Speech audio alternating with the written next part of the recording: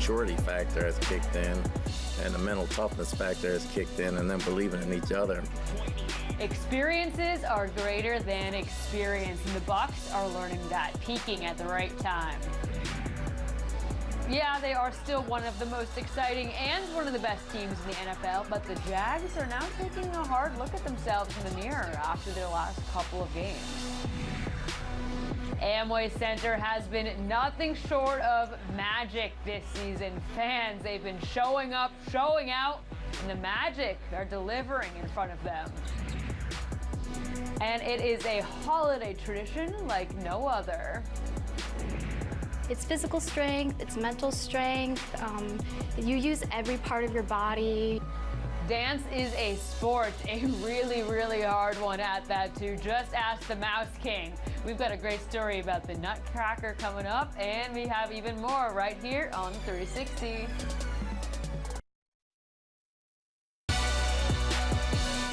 You're watching Spectrum Sports 360, presented by Spectrum One. Oh, the view from the top never looked so good. That's what the Bucs are saying after another victory weekend. What is up, guys, and welcome into the 360. I'm Danielle Stein. Divisional matchups are always important, and this was a big one, putting Tampa Bay back in first place in the NFC South. They eked out the win over the Atlanta Falcons to take over the top spot. It doesn't always look like that same Bucs team that we were talking about just a couple weeks ago. 2 straight wins now, still below 500 of the season, but it does seem like they've been figuring out a lot of the things at the right time. There's some things that we had in the middle of the season we didn't cash in on that we're playing better now, that we're executing now because of certain guys being in those situations quite a few times. So, the urgency at the end of the game is always at a high level. I think the confidence in which we can complete them now offensively and try to stop them defensively is there. So the confidence is there from that aspect in December, where I don't think it was as much during the middle of the season. And we got a lot of guys playing, a lot of different guys playing, a lot of new guys playing, and I think this time of year it's time for them to settle down and just play comfortable football as far as mentally, and I think they're doing that. One of the big storylines going into Week 14 in the NFL, would Trevor Lawrence be playing? The Jags quarterback suffered a high ankle sprain just 6 days before his next game, but he got out there on Sunday against the Browns. But the elite quarterback of the day was Joe Flacco in his return to the game, leading Cleveland to the win. This was the Jags' second straight loss, and Doug Peterson says their mistakes were on them, and now it's on them to correct them. Really the same thing on defense, right? Just not staying disciplined in the gaps, missing tackles on the perimeter, all things that are within our control that we've got to get back to doing. So you get those corrected, and you put a little bit of the attention to detail on those. I think you will be back to playing good football and competing. Talk about competing. The old Magic would take a close game, maybe even a lead, and watch it slip away in the fourth quarter. But the new Magic is Jalen Suggs diving on the ground and brawling for the ball, or a block from J.I. or Goga or Paolo chasing down Donovan Mitchell. Defense wins games in the NBA, and that has been the crux of Jamal Mosley's game plan ever since he has come to Orlando. This year, it's all working. The Magic are locked in on defense, and everyone is locked in with each other. I think they challenged each other. They wanted to. They got after it. They got the big stops when they needed to, and that's what this group is about. They're pulling for each other, tied together, and they're tough, and they all want to sit down and guard, which is the great part about this group. I think we have fun playing defense. I think we sometimes lose sight of that, and it's human nature. I know it's part of being in this league, and but we have fun playing defense. We enjoy, getting turned tough and being energized off defensive plays, and all the way down the line. Everyone does it, and everyone's buying into it. We're bringing back an oldie but goodie. You might remember Beaty's Breakdown. Now we have Beaty's Basketball Breakdown. Orlando Sentinel Magic beat reporter Jason Beatty is here joining me now. Jason, another win at home. They now have an 11-2 home record. Magic also shocking, but they are now ranked 4th in attendance in the NBA, which is incredible of a turnaround. So what have you seen from the Magic when they are doing so well at home? Yeah, they really feed off the energy inside Amway Center, and it's not just the fact that they have a lot of attendance this season, but it's a majority of Magic fans. I think Orlando's had a problem in the past where, if the Lakers come to town, it's filled with LA fans, but it's all Magic fans inside Amway Center. They really thrive off that energy inside Amway Center, and I think they understand that it's important to defend home court in the NBA. They only won 20 games at home last year. They've already got 11 under their belt with 28 home games left in the season. So defending home court is something Jamal Mosley's harped on, and it's something that they understand that's really important if you want to have success in the NBA. You'd go to a Magic game in past season, you'd see majority fans of the other team. So it's been really refreshing this season seeing so many people bought in on this team. And it has a lot to do with the two superstars on this team, Paolo Banchero and Franz Wagner. Both have been outstanding. Last night, though, against Cleveland, they did lead in scoring, but they didn't have maybe their best game. So what does this show about the Magic when they can close out a game like that one last night, even without their superstars dominating?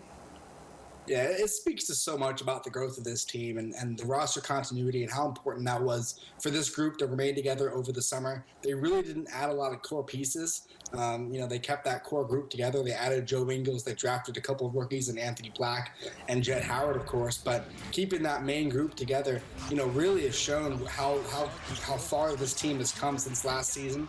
Last week they played on the road at Cleveland. And Paolo had 42. Last night he had 20. So it really speaks to volumes that this team's going to find multiple ways of winning. And Jamal Mosley has mentioned it over and over and over again. It's by committee, and that's really something that they've honed in on. Where every other night it's going to be someone else, and whether it's Franz or Paolo or Cole Anthony off the bench or Jonathan Isaac or Joe Ingles, like I mentioned before, they have a really good group that knows how to play together, and they're going to do it by committee. This team is deep for sure, and as we're now seeing the close return, hopefully at this point, of Wendell Carter Jr. and Markelle Fultz, they've both been out, but we've been seeing them in some shoot-arounds, getting some shots up, getting things going. So how do you see the Magic or maybe the lineup shaking out when they do return? We've seen Goga Bitadze and AB doing well in their places in the meantime, though. Yeah, when Wendell Carter went down and it became clear that he was going to miss a long majority of time, and it still continues to be considered day-to-day with Markelle Fultz, but he's missed almost a month as well. Jamal Mosley made an effort to keep his second unit together, and that's Cole Anthony, Gary Harris, Mo Wagner, Jonathan Isaac, and keeping that second unit together was really important for the Magic. They made it clear by promoting Anthony Black, who seemingly was ready for this moment, and Goga Bitadze as well from the third unit to the first unit. It allowed Orlando not to mess with their other rotation as much, and that's going to be key, of course. But when they do come back, it's going to be difficult. It's going to be challenging because Goga has played really well on both ends of the court inside the paint. He had 4 blocks the other night against Cleveland, and he's had a ton of blocks this season. And Anthony Black has offered reliable defense for being a rookie, so it's going to be a challenge. But this was done on purpose. Those two guys coming up from the third unit that allows Orlando to keep their second unit together. Having a good amount of depth is not a bad problem to have. But quickly before we go, 'tis the season, the holiday spirit. I gotta get your wish list. So most NBA contracts, actually, some players could be up for trade starting next week. So in the spirit of giving, what is on your wish list for the Magic? Honestly, I think it's health. I think this team has what it needs, especially when Wendell Carter and Markelle Fultz do eventually return. This team has what it needs to make a postseason run to reach the playoffs, not just the play-in. We've seen it through the first 20 games or so of the season without Wendell and Markelle for the majority of those games. And when those two guys come back, sure, you can make an argument for certain players needed. Perhaps shooting would be valuable, but when you're getting minutes like you've seen from Franz and Paolo, riding your two stars as far as they can go with the core pieces around them, I think just staying healthy is so important for this group. Absolutely. Jason Beatty, thank you so much for coming on and chatting basketball. All right, the Magic are shipping up to Boston next. They have a back-to-back with the first-place Celtics on Friday and Sunday. Should be fun again between 1 and 2 in the East, but still to come tonight. You're not just going out and doing something that's an athletic feat. You have to look like you're doing something that's not difficult. Watching the Nutcracker is an awe-inspiring experience. Taking part of it takes a lot more physicality than you might think. A great holiday story coming up after the break. And the Lightning are in Vancouver for a late one tonight. We're going to check in with an early update on their game, but first a check of the forecast with our weather experts. We had a mainly quiet Tuesday afternoon. However, winds were certainly on the stronger side, with several areas across Central Florida gusting over 20 miles per hour. And that wind switching a little more to the northeast. So we stopped that Arctic air from the north flowing into the area, which did allow temperatures to climb into the mid to low 70s. And our winds are going to remain pretty strong over the next several days out of the east northeast. So temperatures are going to stay exactly where they should be in the mid to low 70s. It does look like there will be an isolated shower chance pushing ashore, but that possibility is only at 10 to 20%. So the wind will be our biggest issue. Again, between about 10 to 20 miles per hour for our Wednesday. Gusts over 20 miles per hour will be possible once again. So boating conditions will be rough. Small craft advisory is in effect. And we're looking at just an isolated shower. For a lot of the day, it will be quiet as highs return to the mid to low 70s.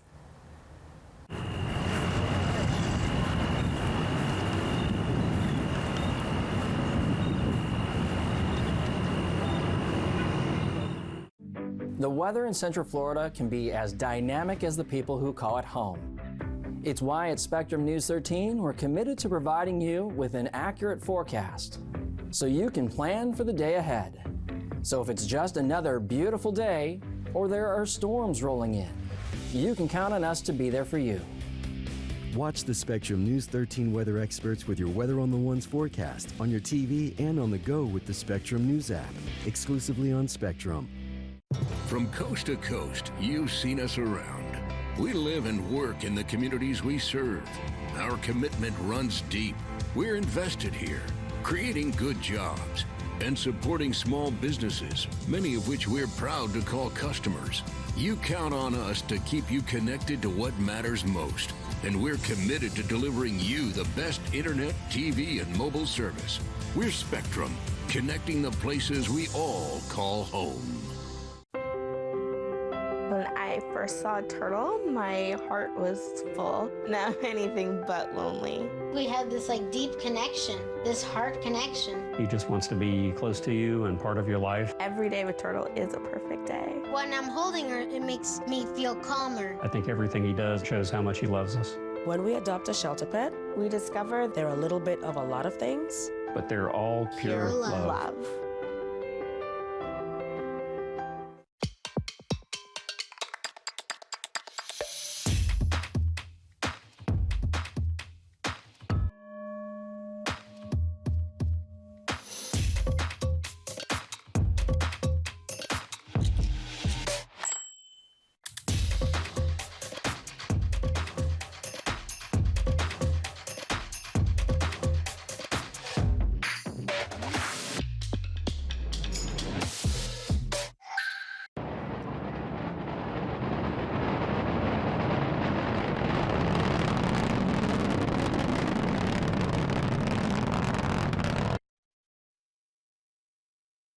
You're watching Spectrum Sports 360. Welcome back to the 360. The Tampa Bay Lightning are in the thick of their longest road trip of the season. 5 games, 4 on the West Coast, including a stop tonight against one of the top teams in the West, Vancouver. The NHL leader in points and goals, Nikita Kucherov right there. He had the game winner the last time out, getting going in the first period. Lightning moving up the ice. It's Mikhail Sergachev to Braden Point, his 13th of the year for Point. That makes it a 1-0 Lightning score, but just 5 minutes later, Canucks on the power play, peppering Andrei Vasilevsky with the shots right there, and Andrei Kuzmenko ties it 1-1, and that right there is your score at the first intermission. USF men's hoops, they are hosting right now Arkansas Pine Bluffs tonight. First half, Jaden Reed gives the open three, but then drives the hole and dishes it to Keshawn Pryor for the slam. Pryor would lead with a team-high 19 points. Second half, Kobe Knox gets it inside to Pryor. Pryor back outside to Knox. He knocks down the three right there. USF up by 21. Knox, he had 18 on the night as well.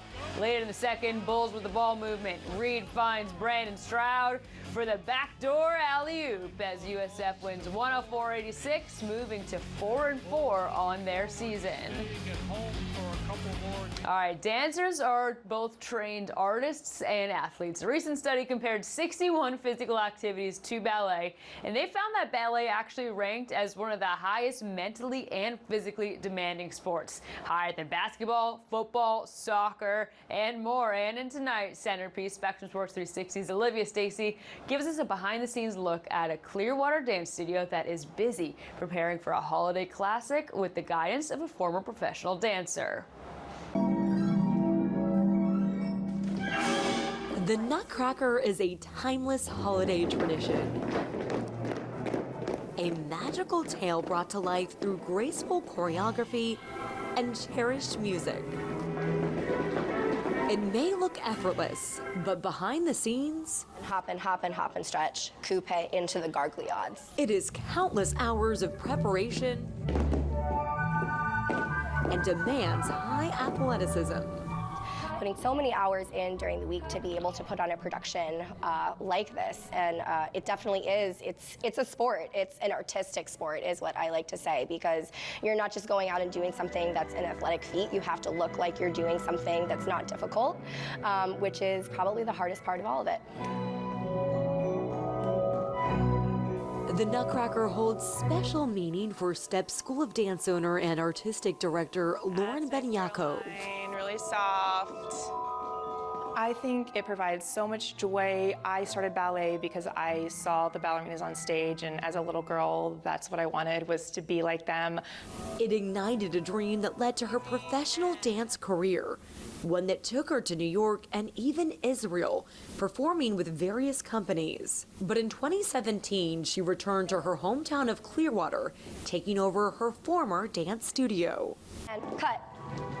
And cut. Tight raise, really tight. She teamed up with former professional dancer Heather Mills-Osola to create their own version of the Nutcracker. So we have 3 all the way up to professional dancers. What's really special, I think, about this show is it's a true community involvement. So not only is it dancers from Step School of Dance, but it's also dancers from other studios in the community, girls in the ballet ensemble, which is our pre-professional division of the ballet group here. Caroline Ritchie is the Sugar Plum Fairy. She says the production has allowed her to advance her skills as a dancer and an athlete. It's physical strength, it's mental strength. You use every part of your body, your neck, your arms, your head, like everything is working. And you have to keep consistently working hard every day. You can't stop doing ballet. You can't be tired. You have to keep going all the time. And for young dancers like Sarah De Gamera, who is dancing the role of Clara, it's a major milestone. It's like a dream come true. I love being in the Waltz of the Flowers, snow, and I just love dancing with my friends. It's just like the best experience.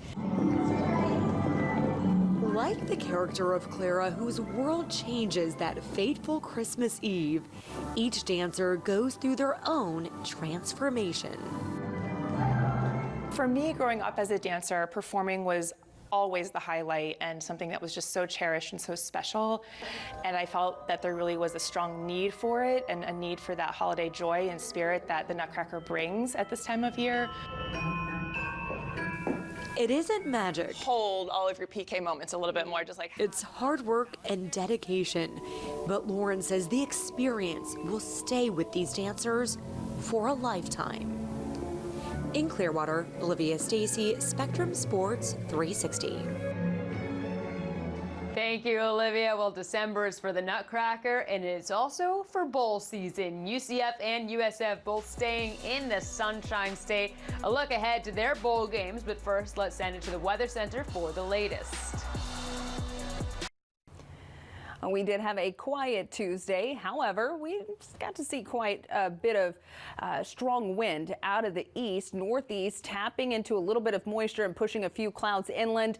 We also had some high clouds move in from the west, and these clouds are actually going to stick around tonight throughout the day tomorrow. And as we look at our futurecast here, only a few peaks of sunshine as we head into our Wednesday afternoon. That strong onshore wind may allow for an isolated shower to push inland, but that chance is only going to be at 10%, upping it to about 20% for Thursday into Friday with that strong wind sticking around. But a lot of the next several days will be quiet with high temperatures not too bad in the mid to low 70s. So overnight tonight around 60 degrees with a little bit of a breeze. That wind picking up again for Wednesday afternoon. Highs returning to the mid to low 70s. Just a slight chance of rain through Friday. That chance picking up more this weekend. High temperatures each day in the mid to low 70s.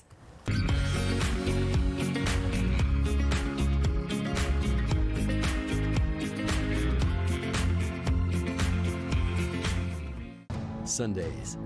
Take an in-depth look at your community. In Focus with Allison Walker, where decision makers come together and examine issues that impact Floridians. The travel and tourism industry is so very important to the state of Florida. It's a solutions-based conversation. I think we're making progress in the right direction. Your community, your state, your show. In Focus with Allison Walker, Sundays at 11:30 on Spectrum News 13, exclusively on Spectrum. So you're telling me this one-size-fits-all network upgrade is the best you guys can do? Better than that. It's the only thing we do. That's how we know it's right for you. Aye, aye, aye. Is that what I said? No, I think you were okay. I think that's a yes. We get it. Ask for the technology you need, and they call you unreasonable. We call you something else, our kind of client. So go ahead, be unreasonable. I'll be here to hear what's on your mind. Take this time to talk and get it right. You know I'll be there all your life. When you need me, I'll be by your side. Little everyday conversations about the dangers of underage drinking can make a big difference in a child's life. An answer to one of society's biggest questions may be found in the youngest minds. Does poverty impact a child's development, their performance in school? The hypothesis that mothers who have access to cash raise babies with stronger brain development. The basis of the baby's first year study is really to understand whether providing economic support would change children's trajectories. Exploring your health, budgeting for brain development, available on all your favorite devices.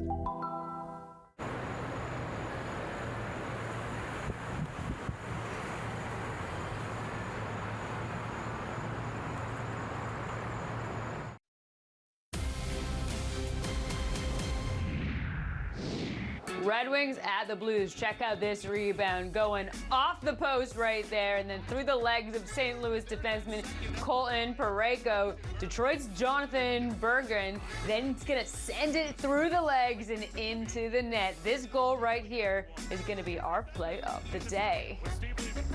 All right, it's exciting times around here. Bowl season is upon us. A lot of exciting bowls actually coming to the state of Florida. The Orange Bowl, of course, is a huge one. The Pop-Tart Bowl, and some easy travel for UCF landing just across I-4 in the Gasparilla Bowl. They will be taking on Georgia Tech, who had a turnaround season this year. Last year, these two teams did play, and the Knights won that game by 17 points. So there will be a lot of familiarity all around. Familiar opponent, a familiar bowl, with the Knights being 2-0 in the Gasparilla Bowl since 2019, and Gus Malzahn cannot wait for the 2-hour drive. We're very comfortable and familiar with it. It's just right down the road, and I don't know about everybody else, but I'm tired of traveling, and I think we've said that. I think y'all are too. So the fact we can get in the car and go 2 hours and come back in the car, I think it's a really win-win for everybody. And you know, our players are really, they're really excited to go over there, and they like playing there. Also, some easy travel for USF preparing for their bowl game, which is just one day before UCF's down in Boca Raton, also versus an ACC opponent in Syracuse. It will mark the first bowl game for Alex Golesh as head coach, but also the first time for most of his players. The program hasn't gone bowling since 2018. The Bulls are looking to take advantage of the extra opportunities that a bowl game brings on and off the field. You get to have more practices and get better when other people can't. So we're honestly just blessed, and we're taking full advantage of this opportunity. A majority of these guys have not played in bowl games, so they're just sitting here looking for direction of what to do, how to do it. I think it's the first step for us as we've laid a foundation for the expectation that you're practicing in December. I think it'll be fascinating to see how we prepare and play on the 21st.